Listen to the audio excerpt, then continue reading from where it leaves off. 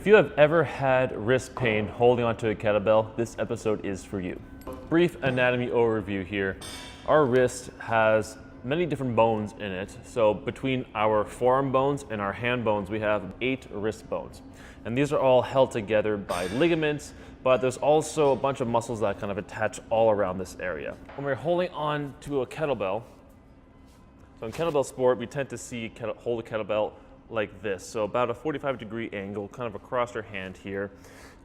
Ideally, the handle is also touching the side of your forearm as well, in order to keep it in a good position, like so.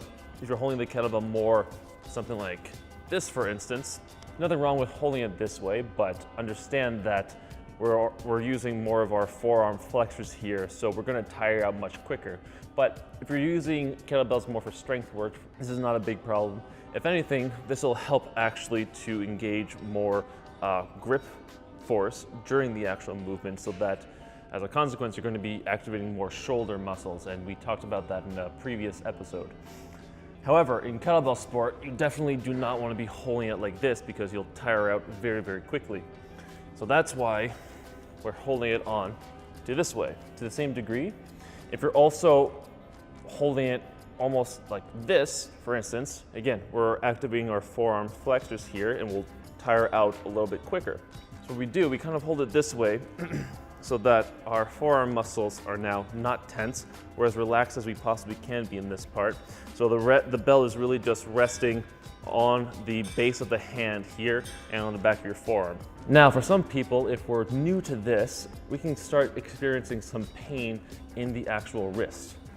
Now, if we're always holding the kettlebell with a fairly relaxed hand, we're not using our forearm muscles here, again, we're just relying on all these passive structures to hold on to the kettlebell. And over time, some people might experience some wrist pain from this. One way around this is to actually tape up the wrist so that we're actually providing some support for those carpal bones. What you want to do is grab some white athletic tape, grab about maybe 12, 13 inches worth of it, take it off.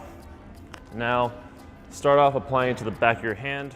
Give yourself a good fist, wrap it all the way around,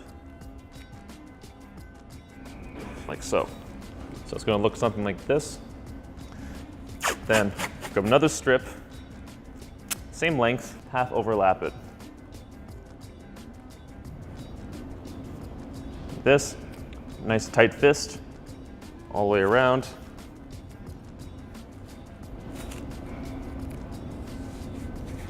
Like so. What this is doing, it's actually reinforcing my carpal bones right here.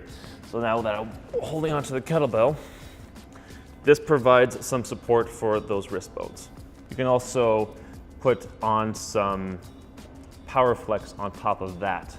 So this is just a, doesn't have to be an adhesive tape, but just one of these stretchy types of tapes. And you can just lay that over top of it.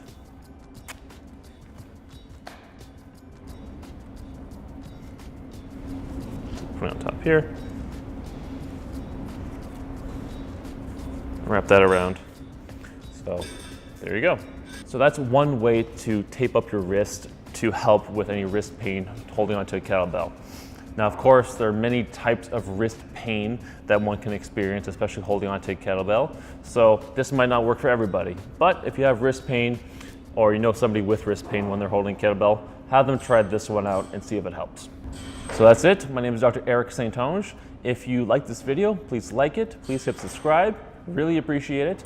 And until next time, we'll see ya.